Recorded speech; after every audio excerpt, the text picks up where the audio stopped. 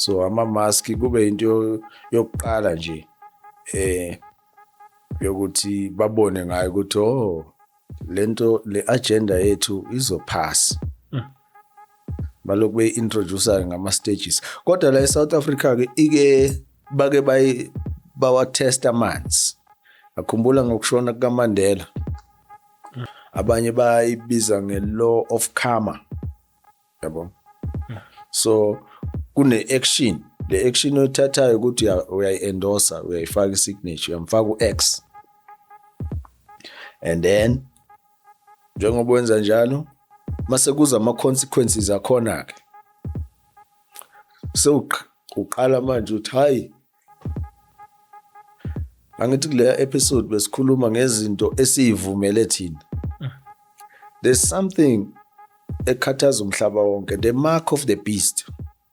It's a signature by mark. It's a signature of the mark of the beast. Ku-prophetic akuzwakali. Abanye bazothi hayi uyayihlanyela, uyayiphuphela. Kodwa you need to read between the lines. Yabo. Mawu spiritual. uNkulunkulu uthi mawufunda eBhayibhelini God is spirit. So yonke into iqala in the realm of the spirit. Welcome to the Dope Show. Of course, I go by the name Christmas. You already know I'm doing the best show. Even James knows. Otherwise, on sound and camera, this thing is usual. I got my man James, and on my right, I got my man Ganda. Usawutheng ukudla is awuthi phela ngoyolamba usindlula sonke la. So yeah, so ayofuna ukuya ngasethunjini. So yeah, I only have James is on camera as well as on editing. Thank you so much if you are watching this episode. Thank you. Is this episode sponsored? It's not. Okay. Otherwise, yeah, please like, subscribe, press the notification bell, as well as join the membership. And guys, please, join the membership. It helps the channel a lot. Trust me. It's just only 20 rand. We'll pay only 20 rand. Just join that membership. It helps a lot to the channel. Please. If you don't know, just say in the comment you don't know how to join it. Then we'll send the direction to how to join it, where to press. But those who knows, please join the membership. Otherwise, James, are you on race? Yeah. Bob Klawa, is it safe to say, are we in the end times? Or are we living in the end times? We're living in the end times. The end times. How much signs are showing. Sibona ngama-signs. Hey, but with God, all shall be well. It is well. It is well. It is well to be good safe side. Yes. On God's side. Skulume, on the last episode, we did touch on ama spicer shop ukuthi aplo abantu abaningi they were like, hey Chris, asikhane ngivuka manje khane nginotice ukuthi ama-spicer shop are red or blue ama Pakistan. So they were like, hey, thank you so much for that, man. It is an eye opener, information that ikade phambi kwabo but bebenga realize. And yeah. Life is spiritual. Ne, because you ask yourself ukuthi why bongabona into obibila. Because ila ebusweni bakho it's spiritual. Ishilo leya verse yakhona lapha kuQuran ukuthi bazozenza izinto while we are sleeping. So it means mawubuka ukuthi bungaboni, it's proof enough ukuthi we are sleeping. Yeah, so it's time ukuba awake, sibe vigilant. Yabo. Before singene endabeni zethu ake siqale sibonga abantu baseValley namazwi eValley besi-stream. So yeah, siyabonga kakhulu abantu baseValley baphuma ngobuningi, but noba Xaba I think nawo zokudlulisa lokho and bafundisa manje ngifone i-stream uma sizo streamer unenkonzo akusiyimali ngabo so they Chris bayadura basuke umuntu uyasiphe nje lokho asipha khona bayithandile, but kahle ukustream akusiyo imali usicele nje ukuthi Chris sicela uzostreama size sifike sisistreame but nje ukugcizelela ukuthi uyasitshela nje Chris manje ngine service sokuthi sicela ukuthi uzostreamela yona then we come we stream mase available ngalelo langa sifike sikustreamele lo nkonzo is for free so yeah babuxaba angazi ubufuna ukubonga mhlawumbe iqala abantu basevala. Yes, kakhulukazi bengizele kona lokho nje namhlanje. Just to say thank you. According to 1 Thessalonians Yeah. chapter 5. 1 Thessalonians chapter 5.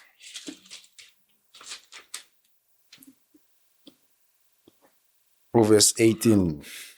In everything give thanks. In everything give thanks, for this is the will of God. It is the will of God to give thanks. It is the will of God in Christ Jesus concerning you. So kusho ukuthi nakuwe kumele sibonge ukuthi you availed yourself. Wathatha isikhathi sakho. Kumkakho onesikhwele wakudedela kuthamba. So uhlekisa ngami. Wathamba. Ngoba ngavele Uyowenza umsebenzi. Ngoba ngavele ngayiphumela nje umnyango. So siyabonga kakhulu uNkulunkulu akubusise nabo bonke who are partnering the ministry abasilekelelile ukuthi umsebenzi ube yisuccess. Siyabonga kakhulu nakuba abantu baseval Triangle. Siyabonga ihall nama security kade bekhona, everyone was involved. uNkulunkulu anibusise kakhulu, and we know ukuthi iVal will never be the same again. Yes. Because brother nginoma wakakhuluma ngeVal ukuthi kumele kuyothandazwa lapha eVal. Akwakhuluma impela ngayo. Yeah, so ukuthi nje beze kuyi public holiday. Yango June 16 kwenziwa amanye ama-activities and it's during the week. Logo nje uNkulunkulu uthi where 2 or 3 are gathered in my name, so uzokwenza kupromisile. Amen. Siyabonga inangizana nami ngiyabonga impela abantu babekhona babhekelela ishow why siyabonga kakhulu uthanda abantu abasitshengisayo nama siphumile like siyabonga sometimes siphuma ngaleso sikhathi abantu abaningi ngazoxaba bebenemibuzo la ngendaba ye-BIS system ukuthi i-digital ID like ngiyazi ukuthi namhlanje ubuze lokhu uzobonga but nami kunezinto ezingitrouble nabantu futhi mazibahlupha ukuthi nami ngiyayibuza but answer ngiyithola. Inobungozi obungakanani i-digital ID futhi mhlambe as a Christian, because sometimes mhlambe kuzofika kwi-point ukuthi awukhona manje ukumove, awukhona ukwenza ukuthi awukhona ukubank, so abantu bebuza ukuthi Chris if ifika kule point yokuthi ngisakhona ukubanka manje angikhona ukwenza nix, as a Christian mina kumele ngenze njani? Okay, mhlambe ngoba nawe ubuye ne presence kaNkulunkulu njengoba beseval kade wagcina ukusithandazela. Socela namhlanje njengoba Pastor Chris usikhulekele sizokwazi ukushare into zasezulwini. Hey cha kodwa sisibusisile. Hayi kodwa yakwazi ukungisukela. Yazi James James akazithandaza. Yazocaba no James into uthanda akwazi uthandaza zweni. Lengane ayithandazi le. Wena kusamele uthandaze. Asiriyazi ukuthi mina ngase ngizuthandaza iyangwala shayita yakho ngaze uthandaza nini? ufuna ukungihleka lo ufuna uku-analyze lo mthandazo lokuthi ufuna uku-analyze lo mthandazo engizowenza azizezinye izinto ey'bhurayo nawafikala kathi ubusuthi hayi suka hayi no asithandaze Amen. nkulunkulu siyabonga ngosuku lanamhlanje siyabonga ngakho konke osenzele khona namhlanje ekuseni akusikho ukuhlakanipha kwethu kodwa kokuhlakanipha kwakho siyabonga ukuthi usigcine siphilile siqhubeke nomsebenzi wakho nenemandla wonke ngaphandle kwakho asilutho futhi sithembela kuwo sibonga kakhulu usuku lanamhlanje luze loshona siphilile inyama ehlangane nomphefumulo okungesikho ukuqonda kwethu kodwa ukuqonda kwakho siyabonga kakhulu moya engcwele ngokuthi usivikele usiprotecte uphinde futhi usikhombise nendlela ngegama lenkosi uJesu Kristu waseNazaretha amen. Amen. Siyabonga. Okay, so sikuleya question ye digital Yeah. i-concern yabantu ithi You think like there's gonna come a time where you can't move. Yeah. You can't ungakhona mhlambe imali yakhe uyisebenzisa because ona i-digital ID. So babuza ukuthi ungayi-avoida kanjani and kumele kwenziwe kanjani mhlambe. Okay, so okokuqala kuba njengoba uJames ethe sikuphi manje awi kuma last days konje ibeke kanjani End times. uthe sikuma end times, yeah. So iBible, the Holy Bible, li manual number 1. Number 2, li navigator, lifana ne-map ukuthi njengoba isikhathi siloku sihamba sesiguphi sikuyiphi season, siku-prophetic season enjani kwenzakalani, yabo uyabuka zonke lezo zinto. So-ke yonke into mabe introducer angeke bazoyi-introducer ngendlela ezoba obvious, yabo njengayo nje le ye mark of the beast. Indlela yokuyi-introducer uku-introducer i-democracy. South Africa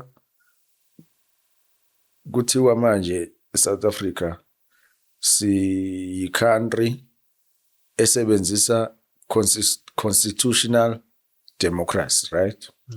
Constitutional democracy. So bese ke mase kuya introduce izinto reflect nje ngale kokuqeda kwenzeka kwe-COVID. Akhumbula ukuthi i-COVID yayikhuluma ngani ngokuthi eshop kufanele kube Ama-sanitizer. yeah, kuyasanitizwa, kunemask, baku-check i-temperature ngento ene-infrared blue light. Yeah, angazi noma ibizwa kodwa iba ne-light ethi ti, yabo, right? Zonke lezo zinto lezo mabethi mask bafuna ukubona i-resistance ukuthi ingakanani, yabona into ezoba i-physical symbol yokuthi bangakho abadifayayo, abaresistayo, ababonayo ukuthi kwenzakalani, yabo. So ama-mask kube into yokuqala nje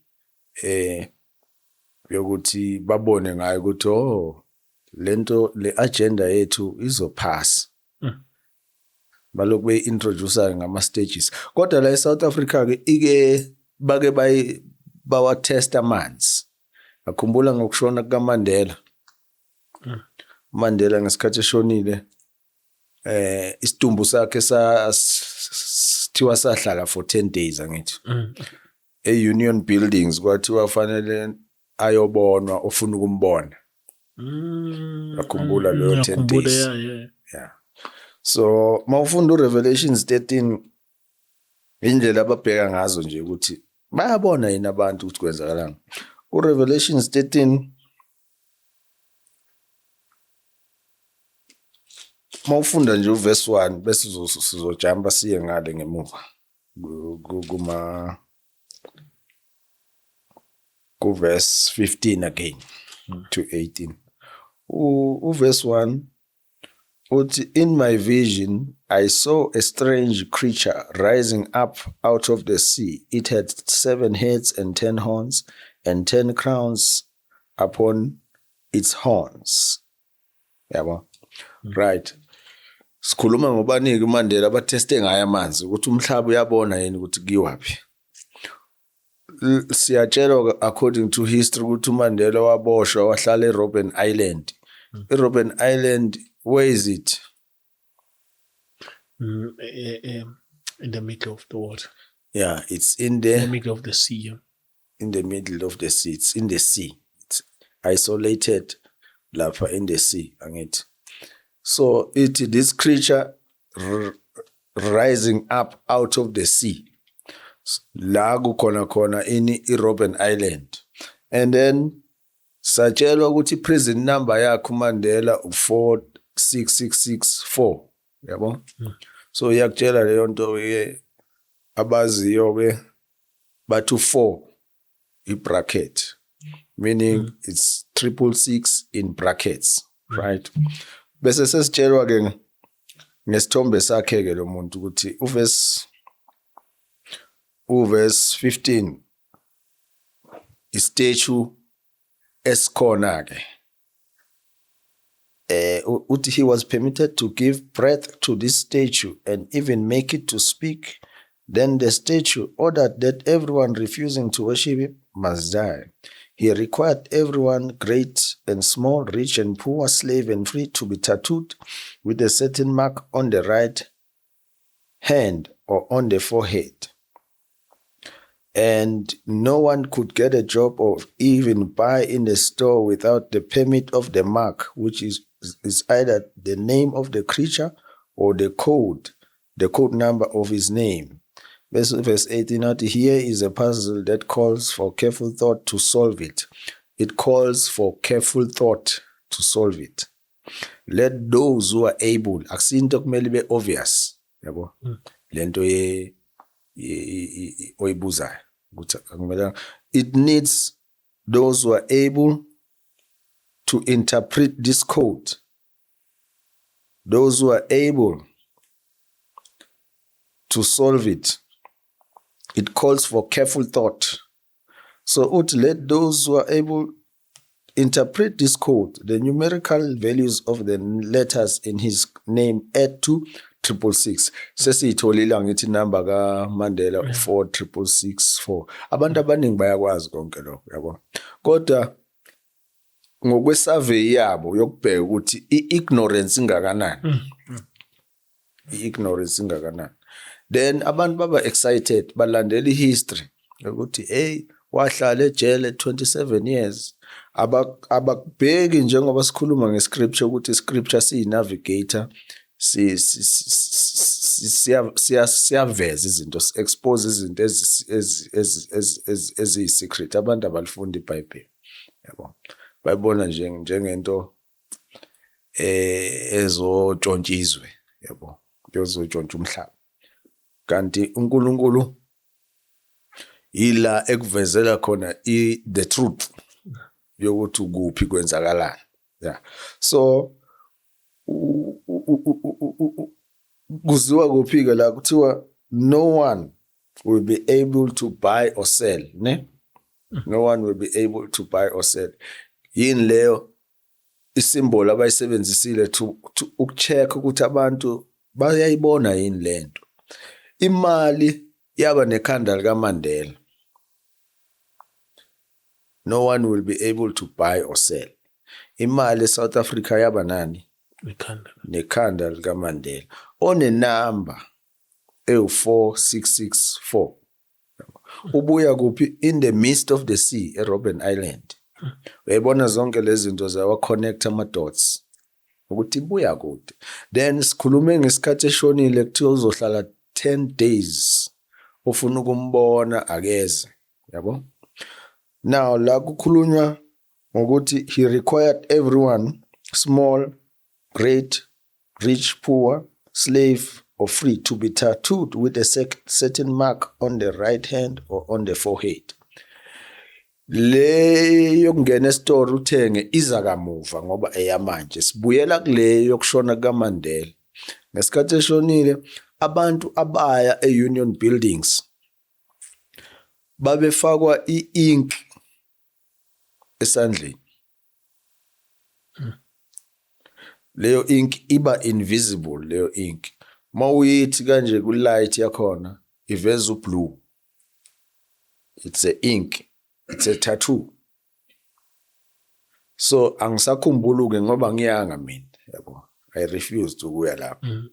Ngoba iBhayibheli lithi kufanele le ink leyo tattoo iyokwenziwa esandleni.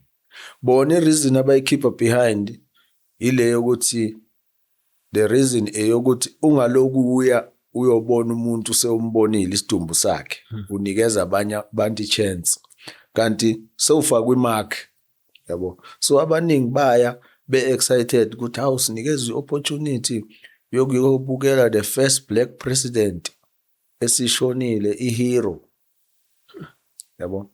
Kanti it's a survey yokubona i-awareness yabantu ukuthi sesimfakile emalini abaxwayi, simnikile i-prison number 846664 abaxwayi, uhlalile eRobben Island ababoni ukuthi kukhulunywa la ekugcineni ukuthi this is the number of the man, yabo. So uverse 15 siyambona lo oyistatue njengamanje, kodwa the statue esikhona siyafakwa I think kuma province la eJohannesburg sikhona istatue sakhe sebronze, yabo. Sifakiwe lapha kuthiwa Mandela Square, yabo.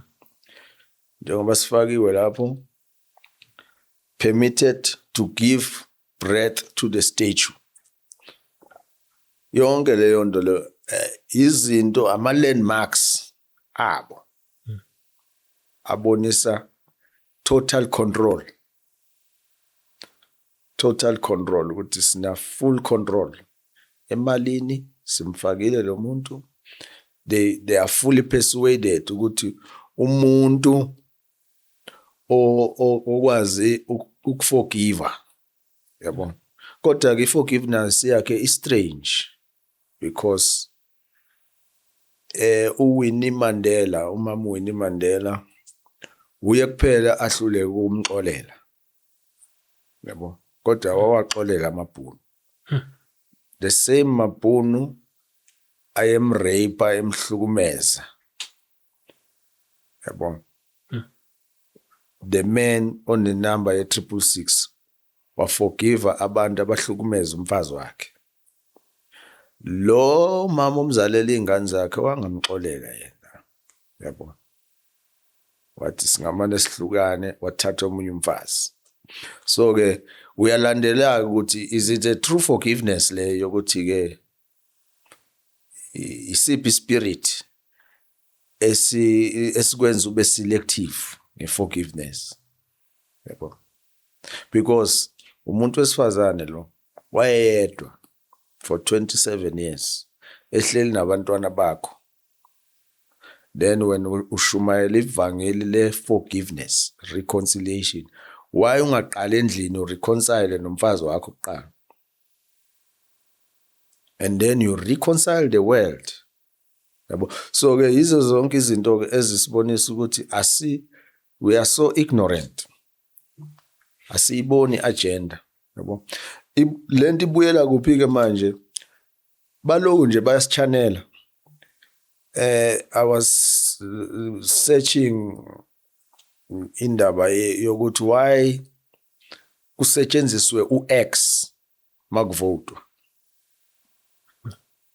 Wena ke nje masingake singene eklasini ke manje usetshenziselwana uX to multiply in classroom. No, mase siya ku ballot paper. Oh. Why kufaka uX?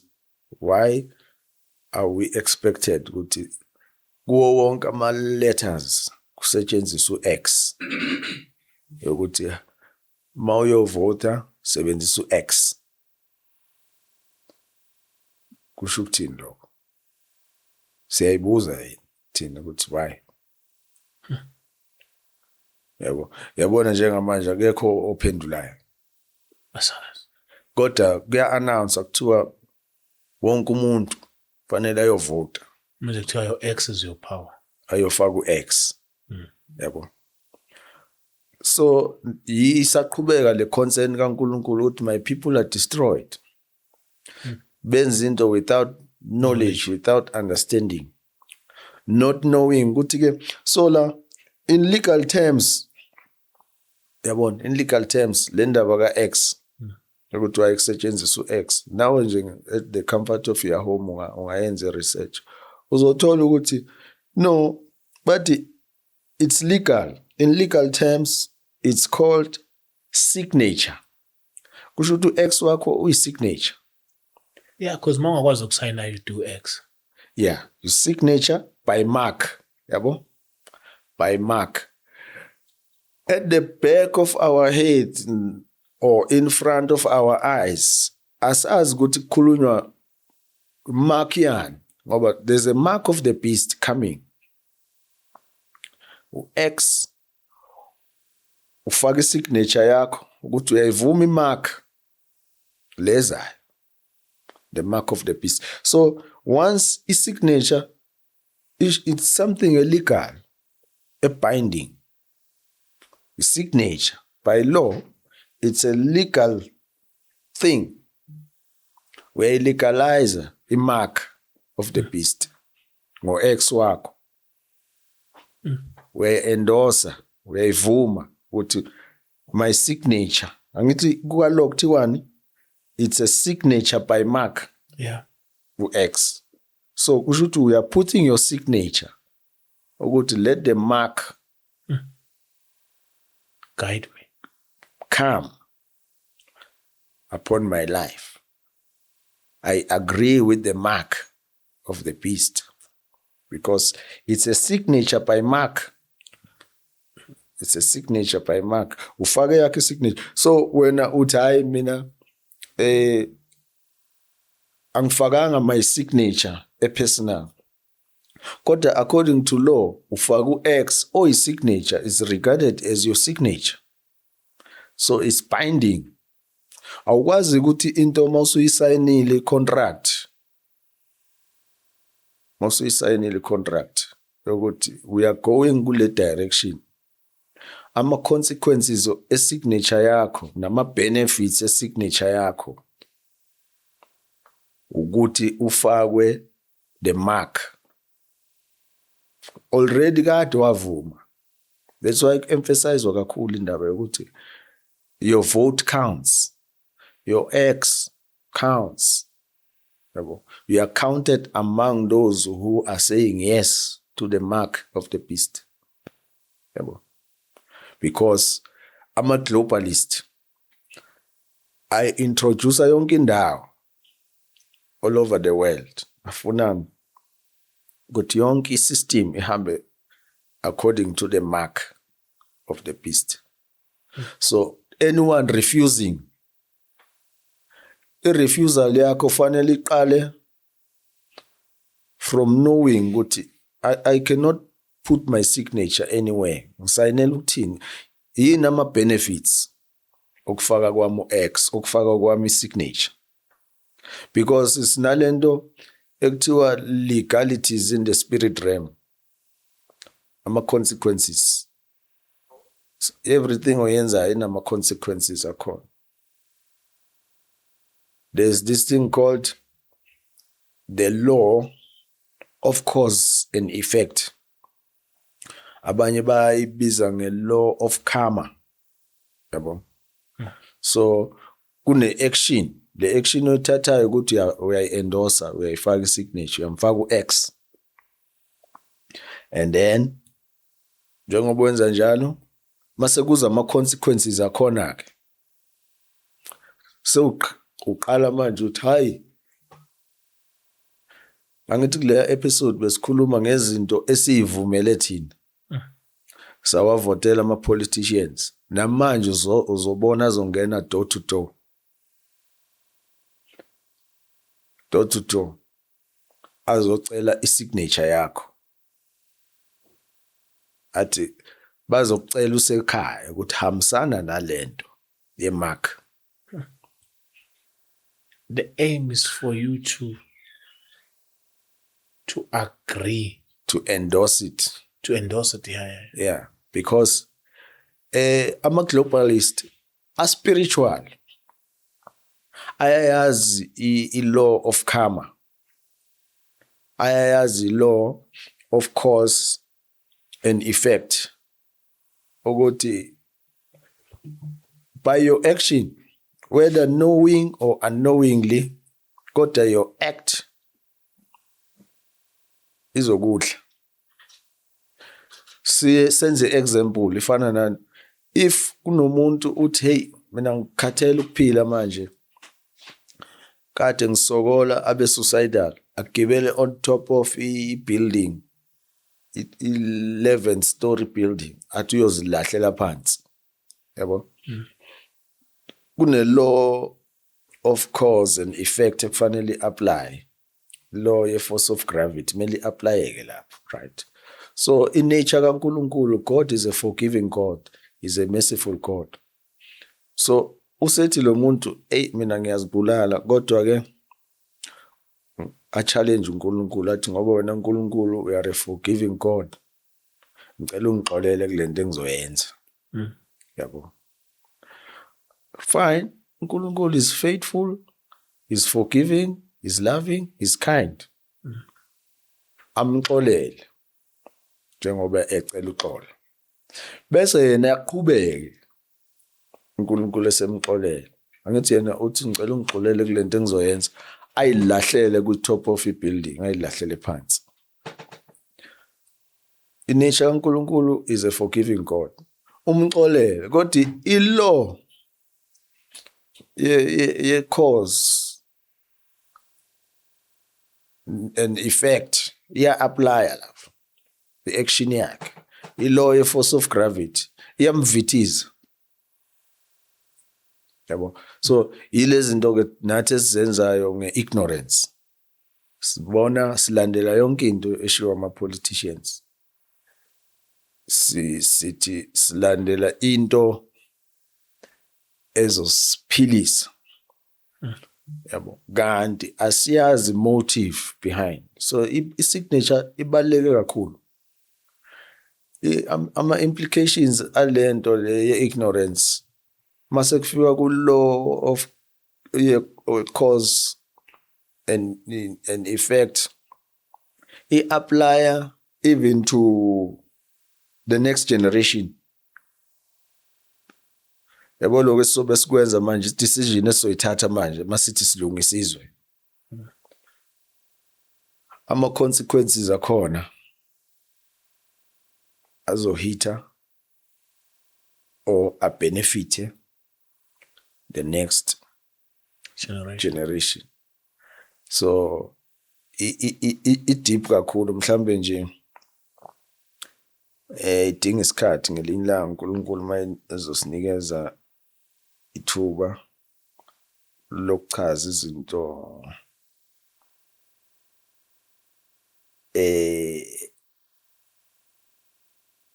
ekufanele sizazi si-act knowingly. Yabo.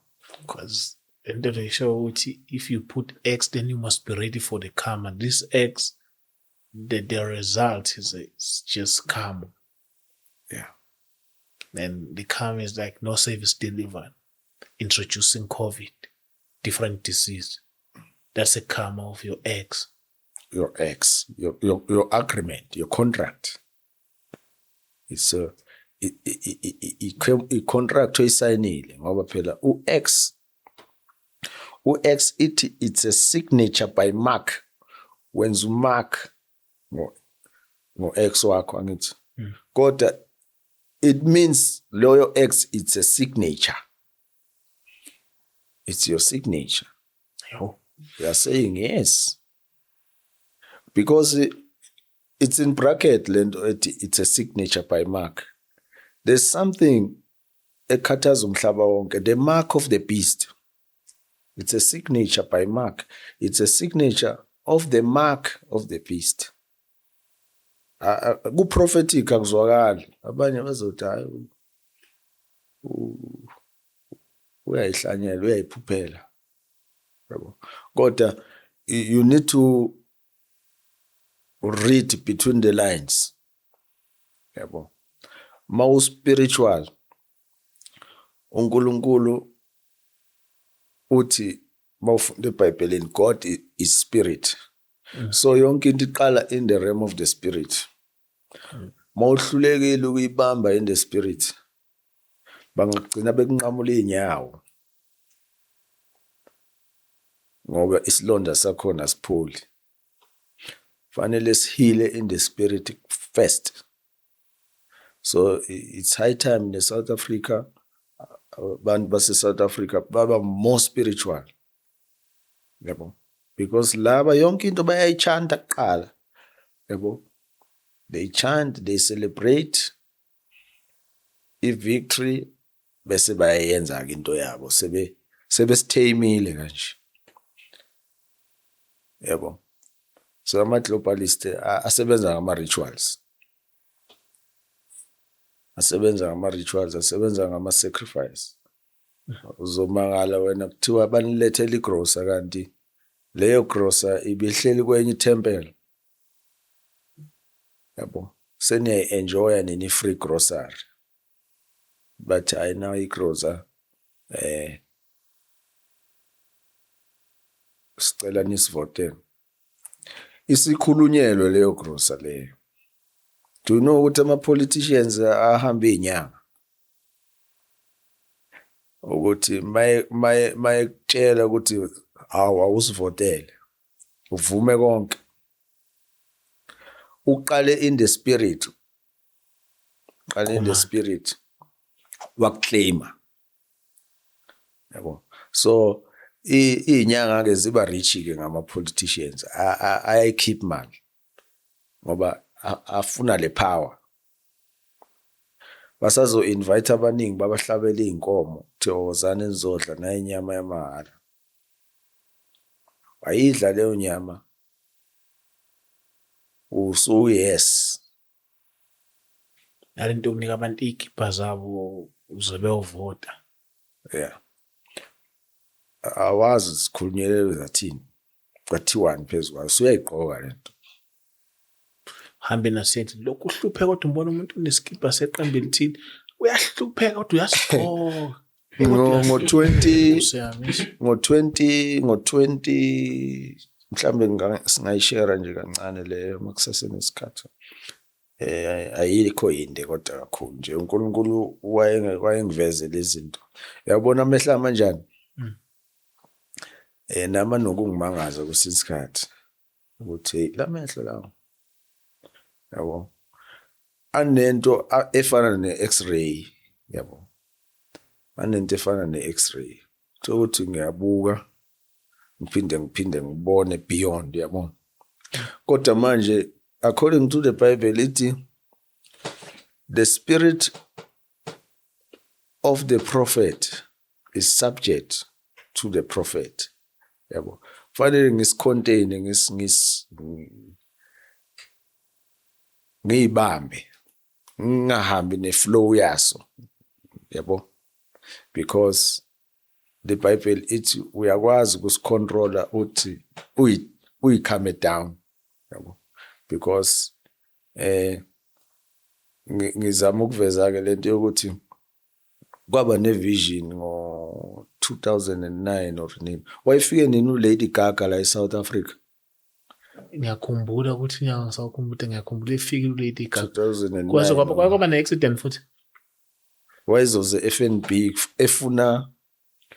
efuna ukwenza ifestival. But wafika uqinisile. Ngiyakhumbula kunoLady Gaga angisazi muphi unyaka. Yeah. Akho khona James. Yamvumela iSouth African government yathi ke 2012. yeah, somewhere there. but ke ngesikhathi esezofika engakafiki, ngesikhathi kune dispute yokuthi avunyelwe angavunyelwa, ngaba nevision uNkulunkulu wangibonisa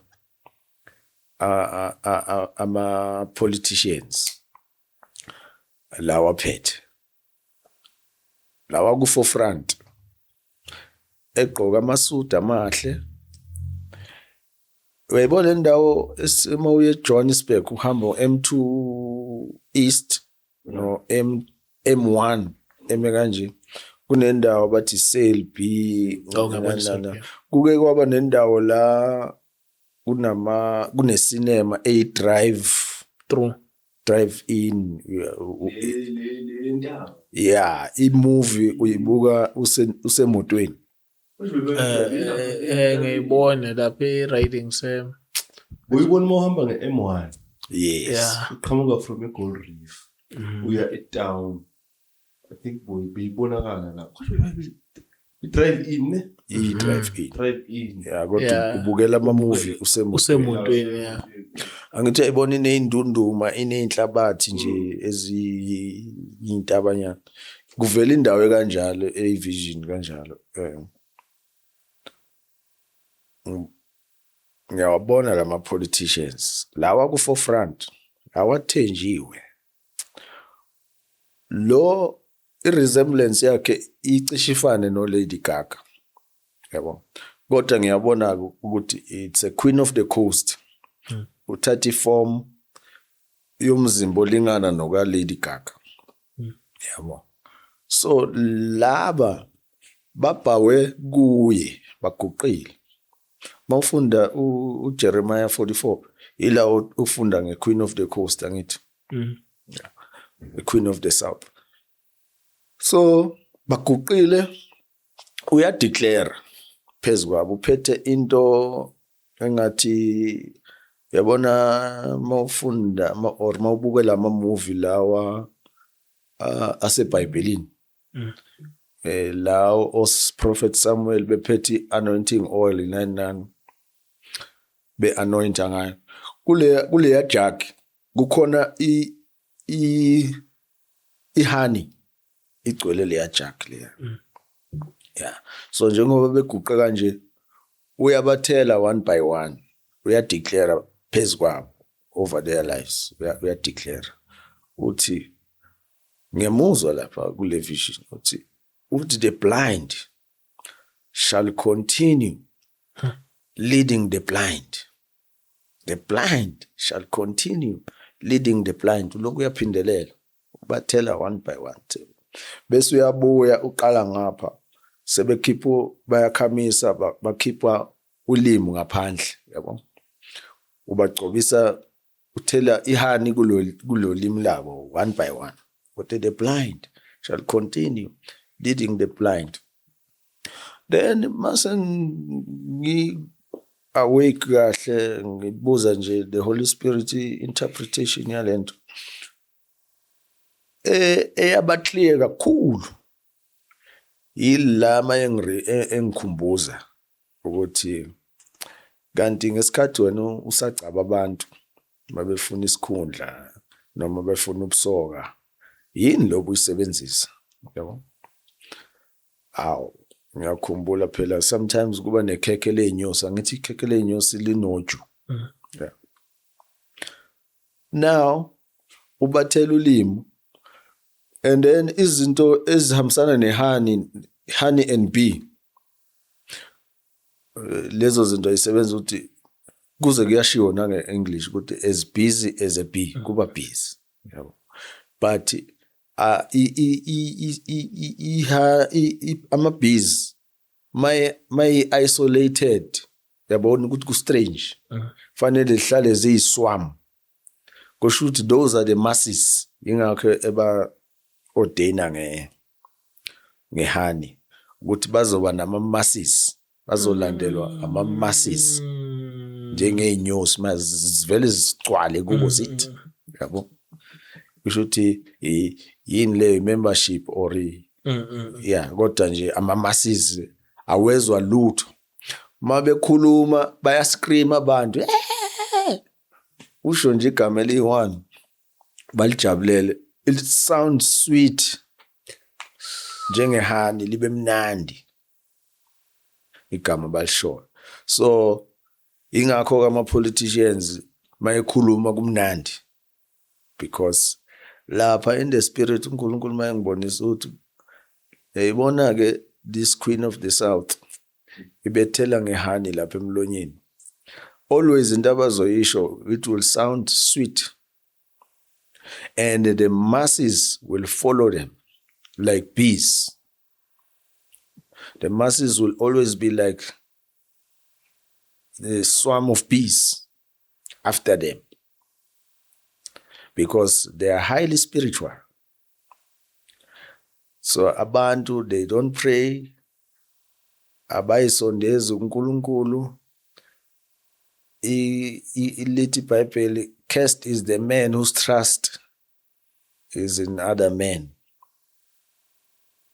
Uzofana nomuntu ophila e-desert, umuntu othemba ama-politicians. So njengamanje it's time again ngizolonga uku-emphasize lokho ukuthi the only way eyokuba sesayidini kaNkulunkulu ube kuyiwili yakhe for his people, yabo. Lapho uNkulunkulu is always accountable ezwini lakhe, yabo. He will make sure ukuthi lokho akushilo uzokuperforma. It will not come back empty, yabo. Now but-ke njengoba sine choice noNkulunkulu engayifoseleli kithi, the only thing eyokuthi-ke siziposition thina sibe sesayidini lakhe, siphile according to his will. No one can touch us. Nayo leyo beast leyo, we are superior than the beast. Lithi iBhayibheli, greater is he that is in us than he that is in the world. So wonke lama scriptures aku Revelations izinto ezi-prophetic. Nayi imystery la ikhona. uJohn mayebhala ku-Revelations, amehlo akhe ayesekhishiwe, wayengasaboni, yabo. Esekhishiwe amehlo akhe ngokuthi uyi-disciple kaChrist. Kodwa he was in an island. He was in the island. Uthi, then I saw a beast coming out of the sea. Kodwa engenawo amehlo okubona. Zonke lezi zinto wayibona in the spirit, yabo. So that is why ke ukuze singaweli kulento ye-law of karma, siloku sirepeata ama-mistakes,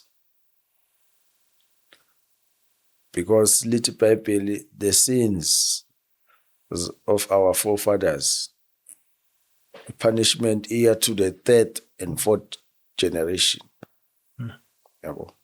Ama-errors lawa, ya. Nabo laba abadisivwa ngeke sibasole kangako, they were not yet familiar ngevoice kaNkulunkulu. Thina sizoba necala elikhulu-ke ngoba sesifamiliar ngevoice yakhe, futhi sesiyakwazi ukufunda. Ayikho into ehidden njengamanje, ayikho into ezoba strange, yabo. Ayikho into ezoba strange ukuthi wena bewungazi.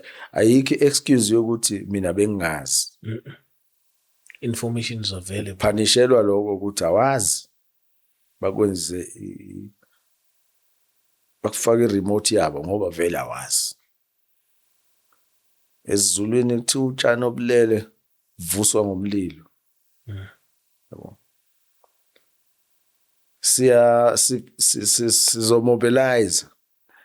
sizomobilize i-advantage ingakithi kuthiwe this is a constitutional democratic country, so sizoyi-exercise ke i-privilege esinayo eqala kuNkulunkulu. Bakhona ke abantu the learned friends, bakhona abawazi umthetho, they are already available, abaphethe i-constitutional law, abaspecialize ngayo, and ba born again, ba ama-Christians. Yeah, they are dedicated kakhulu. So uNkulunkulu uzosileader, uzosidirector, khona babuzayo ukuthi manje masekunjena ke what's the next step, what's the next move. Ake kume nje kanjalo nje okufaka uX endaweni ongayazi. Akume nje kanjalo.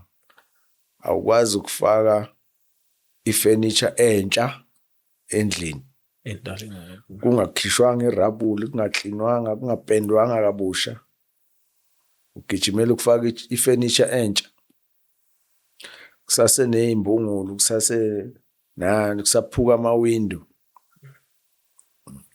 Khona manje amaphoyisa abophana wodwa.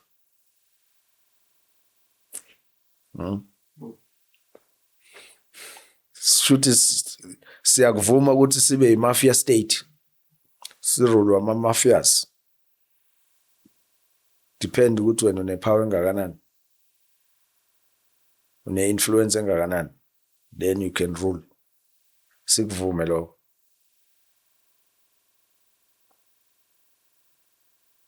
Ngoba phela ama-globalist afike bona athi hayi ayidikadikani, asuke seqedile wona. Athi ayibambane iyekane, athi ungalamula ayiluma, ayibamba ayiluma bayeke. Nasi stage. So siyaphuma kuleso stage, siyaphuma kuleyo scene. Angeke uyolwa noSathane eringini yakhe. You can't fight a crocodile emanzini. Izakwenza isishebe simnandi. Hawu, ngeke ubonana ukuthi uyayitshela ukuthi nawe uyajabula ukuthi uyadliwa. Yeah. So it's a reboot. Qalwa phansi. Fresh new slate in a godly way. No tricks. Yeah. The truth shall prevail. Siyawabona manga yavela. Yazi ukuthi iqiniso awulicabangi. Awuthi mase kumele ngikhuluma iqiniso ngizocabanga ngithi ngilibeka leyiphumela. Except vele umuntu ongazwani neqiniso. Yeah. So yeah, khona scripture bengithi ngizocela sisifunde lapha ku Colossians chapter 3 verse 23.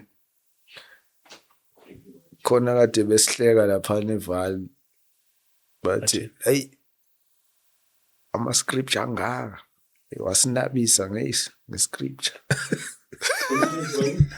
3 verse 23. Nabisa khathala ubuda. Ama scripture angaka Khathala ubuda. Colossians chapter 3 verse 23. Yes. Whatever you do, work at it with your whole being, for the Lord and not for men. Yeah. Ngale eyami King James. I-version bani lofunda ngayo?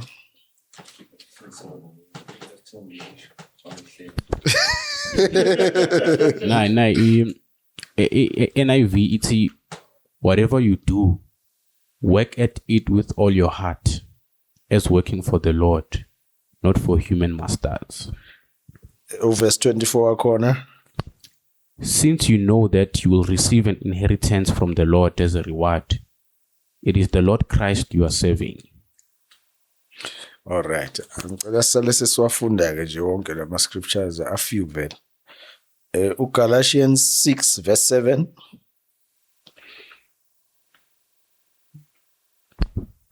Galatians 6 verse 7. Says 7.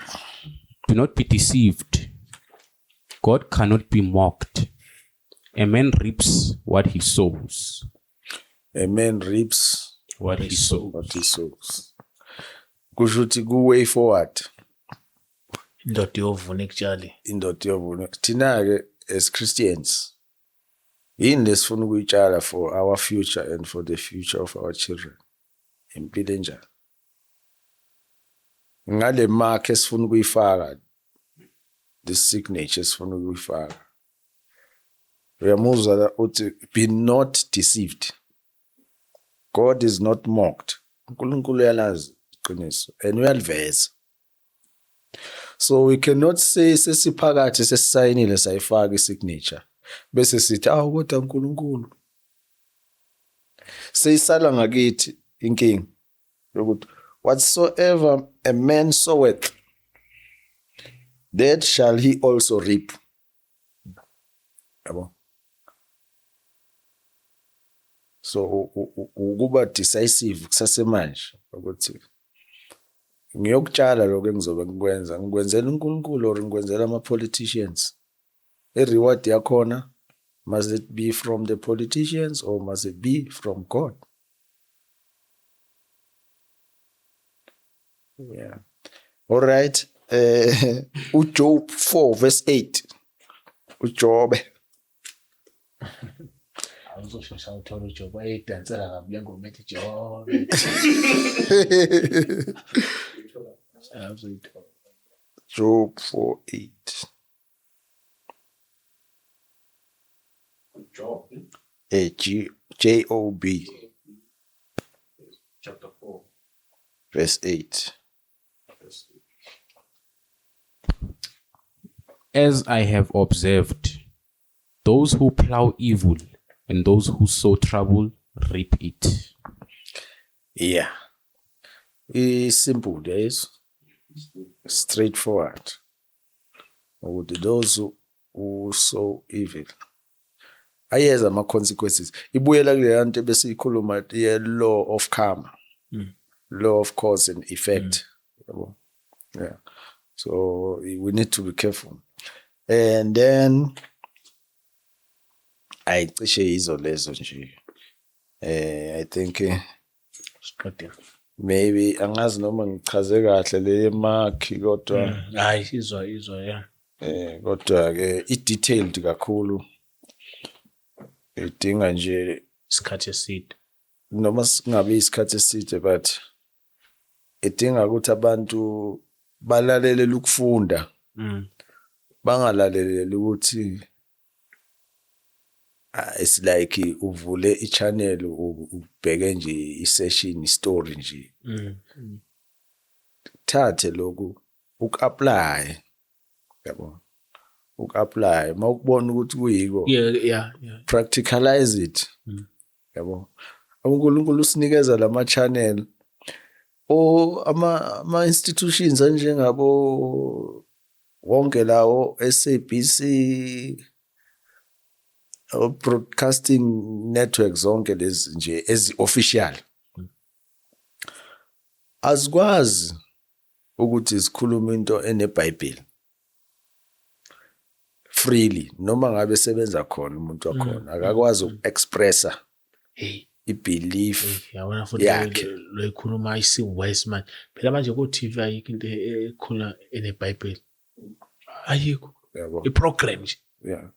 nani evulwa ngomthandazo iprogram enabafundisi kuyaliwe. yeah it's like expose i-Christianity ukuthi iyabheda umfundisi ulale nobani yile kuphela i-program esina. Yeah, so ke yilento yokuthi bafuna ukuthi into kaNkulunkulu kube ngathi Inyathelo inama sports amaningi abhedayo ukuthi what's the use. Yabo. yeah, udlulise nje amehlo akho. Yabona manje abanye bazothi uKhirisi useyabhora manje. Njalo nje kumele ngabe kuyakhulunywa kahle, why i-conversation ingaflow, sekuzophinde futhi kufundwe iBhayibheli. Yabo. Iyaphethe abahlukumeza. Yeah, so isho ukuthini leyo nto, leya broadcasting network eno government phakathi uyoshoyo ukuthi hey, ngaloku nisitshela ngoJesu lapho, ngaloku nje nisitshela ngama verses, animeni kancane, let this thing flow. Fana nama-movie, awekho nje ama-movie akhuluma ngeBhayibheli aze kube right nje i-program. Yeah, so we are so blessed and fortunate ukuthi uNkulunkulu anikeze this kind of a platform. Akungeni na advert masifunda iBhayibheli. Dobe show. The Dobe Show. Yabo. Yeah, Because- advert. Phela manje uma uthi ubuka ne-World Cup nama advert. Yeah. Azingazi water break advert. Hey wena. Indoda angazi bathi ba-expect how much billion from their project nje like everything indoda Into ehlala ne-America ntwana. bayamonetize nje yonke into. Yeah. And uzubona ukuthi America vele i-country nje ebhedayo nje. Izitori eziphumayo kule World Cup, how these clubs are being treated. Izitori seSenegal. Uthi bahlala endaweni ezibhedayo, England babatshontshela izinto zabo. Into ezicala ukuzizwa nje ku World Cup. Uthini? Thola ukuthi imatch yakho iqala ngo3 ekseni. Silinde yona namhlanje mawuxabe ngo3 ekseni. Hey silindi. Izokusolvelana leyo nto, uyobukela umuntu osemsebenzini. Eish. Uyohola man. Yoho, imali After emahotela 90 minutes. amnandi boy. After 90 minutes. Uyawina uyadliwa. Yeah. Uyakho. Yabo. Ichuthi uyabona ngozisumoya manje. Nkosiyami. So mawuvuka ekseni ugesi awukho, ukwazile ukubuka, and then masuvukile sekumele ube productive. Awusekho ke lo gesi, ubukunikeza ukuthi wenze into efutile. Yabo. So uyasiraise uNkulunkulu manje. It's up to us ukuthi le thuba esinikwa lona sidlala ngalo, asiliboni Ubaluleka kwani? ukubaluleka kwayo. Mina ngiphila ku-Abrahamic covenant. Uhlala ethi uNkulunkulu, as far as your eyes can see, I have given you. Ngiphila lapho. It's a matter of time. Kodwa-ke the Holy Spirit is here. He's with us. He's in us. Hallelujah. Amen babxaba, siyabonga kakhulu ngesession namhlanje. Ngiyazi ukuthi ubungazile nezinto eziningi ukuthi uzobonga nje abantu basevali, kodwa sagcina sesingena ke kwezinye izinto, kodwa sithemba ukuthi ngokuzayo uma uya mhlambe kuyochazeka futhi ezinye izinto. Siyabonga kakhulu. Yeah. I'm doing the Dobe Show. Otherwise, James is on sound and camera, and on my right, I got my man Ganda do one story at the time. Now he's one testimony at the time. If you're new to the channel, where have you been? Please subscribe, press the notification bell, as well as join the membership. Please, guys, join the membership. It helps a lot to the channel. Thank you so much to those who are donating and doing whatever and subscribing, liking the episode before iphela, and sharing it. Thank you so much. That is love. We highly appreciate it. May the Lord bless you. Hey, we out.